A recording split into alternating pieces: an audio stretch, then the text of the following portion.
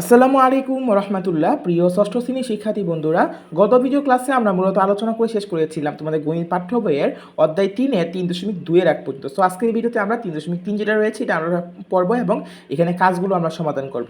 So বন্ধুরা, চলো বেশি কথা না বাড়িয়ে আমরা আমাদের ভিডিও আলোচনা শুরু করে দিই। তবে ভিডিওটি শুরু করার আগে তোমাদের কাছে একটা ছোট্ট রিকোয়েস্ট থাকবে, যদি আমাদের চ্যানেলের কোনো ভিডিও তোমার কাছে কোনো রকম হেল্পফুল মনে হয় তাহলে অবশ্যই আমাদের চ্যানেলটিকে সাবস্ক্রাইব করে দিবে। তো চলো এবার আমরা আমাদের মূল আলোচনা একটু সামনে এগিয়ে নিয়ে যাই। পূর্ববর্তী আলোচনা থেকে আমরা দেখতে পাই যে গতিপথের ডান দিকে যদি সংখ্যাটি ধনাত্মক হয় তবে বাম দিকে সংখ্যাটি হবে ঋণাত্মক। এটা কিন্তু আমরা আগে যে সংখ্যা রেখাগুলো পড়েছিলাম আগের দুইটা ভিডিওতে, সেখান থেকে আমরা দেখেছিলাম যে যদি সংখ্যা রেখার বামে কোনো সংখ্যা যায় তাহলে কিন্তু আমরা ঋণাত্মক ধরি এবং ডানে কোনো সংখ্যা গেলে আমরা ধনাত্মক ধরি। তো এই কথাটা এখানে বলা হয়েছে, যদি কোনো সংখ্যা দেখে এক ধাপ ডান দিকে যাওয়া যায় তবে ওই সংখ্যাটি পরবর্তী সংখ্যাটি পাওয়া যাবে, এবং যদি এক ধাপ বাম দিকে যাওয়া যায় তাহলে পূর্ববর্তী সংখ্যাটি পাওয়া যাবে। ঠিক আছে?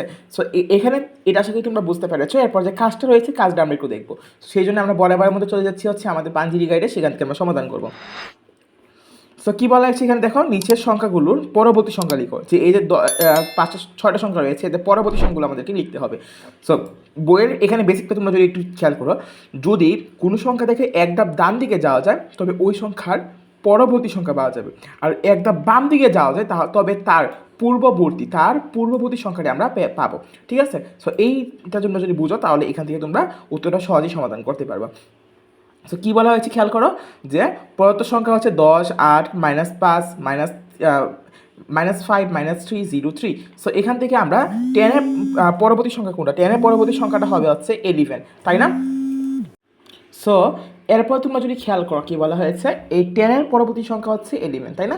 8-এর পরবর্তী সংখ্যা হচ্ছে 9, এটা আমরা জানি। বাস -5-এর পরবর্তী সংখ্যা কিন্তু আমরা কিন্তু -6 দিব না, কারণ -5 হচ্ছে এটা কিন্তু সংখ্যা রেখার বাম দিকে অবস্থিত, তাই না? ঋণাত্মক সংখ্যা, তাহলে তার আগের সংখ্যাটা লিখতে হবে, তার মানে হবে -4। -3-এর আগের সংখ্যা কত? -2, এটাই হবে এর পরবর্তী সংখ্যাটা। আবার 0-এর পরবর্তী সংখ্যা কিন্তু 1, 0 কিন্তু প্লাস মাইনাস কোনটাই না। সো এটাকে আমরা প্লাস হিসেবে ধরে নিচ্ছি, তাহলে এটার পরবর্তী সংখ্যাটা হবে 1। 3-এর পরবর্তী সংখ্যাটা কিন্তু 4, সো এটা আশা করি তোমরা পারবা। সো এখানে আরেকটা ছক রয়েছে, এই যে এটা পূর্ববর্তী সংখ্যা লিখতে বলা হয়েছে। পূর্ববর্তী সংখ্যা লেখার ক্ষেত্রে 10-এর পূর্ববর্তী হচ্ছে 9, 8-এর পূর্ববর্তী হচ্ছে 7, 3-এর পূর্ববর্তী হচ্ছে 2, 0-এর পূর্ববর্তী সংখ্যা কিন্তু -1। এরপর থেকে দেখো খেয়াল করো, -3-এর পরে কিন্তু আমরা -3-এর পূর্ববর্তী সংখ্যার ক্ষেত্রে আমরা কিন্তু -4 লিখেছি, আমরা কিন্তু -2 লিখি নাই। কারণ হচ্ছে -3 থেকে -4 হচ্ছে ছোট, তার মানে আর পূর্ববর্তী সংখ্যাটা হবে -4, আবার -6-এর পূর্ববর্তী সংখ্যাটা হবে -7। সো এটা আশা করি তোমরা বুঝতে পেরেছ। এই ছিল আজকের ভিডিও আমরা এই পর্যন্ত শেষ করবো। দেখা হবে নেক্সট ভিডিওতে। ততক্ষণ সবাই ভালো থাকবা, সুস্থ থাকবা। আল্লাহ হাফেজ।